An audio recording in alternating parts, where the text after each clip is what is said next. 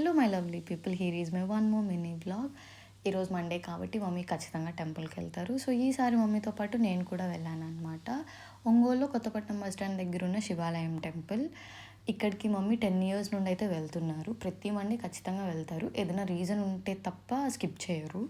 నేను ఈ టెంపుల్కి వచ్చి 4 ఇయర్స్ అవుతుంది. మళ్ళీ మమ్మీతోనే రావడం నాకైతే చాలా బాగా అనిపించింది.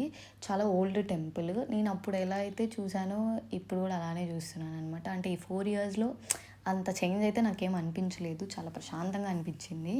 ప్రతి ఒక్కరికి టెంపుల్కి వెళ్ళడం ఎడిక్షన్ అయిపోవాలన్నది నా ఫీలింగ్. ఎందుకంటే చాలా ప్రశాంతంగా అనిపిస్తుంది. ఏవేవో డిస్టర్బెన్స్తో నెగిటివ్ థాట్స్తో ఉంటాం కదా, అలా ప్రశాంతంగా టెంపుల్కి వెళ్తే మైండ్ చాలా ఫ్రీగా అనిపిస్తుంది. మా మమ్మీకి అయితే ఎడిక్షన్ అనే చెప్పాలి.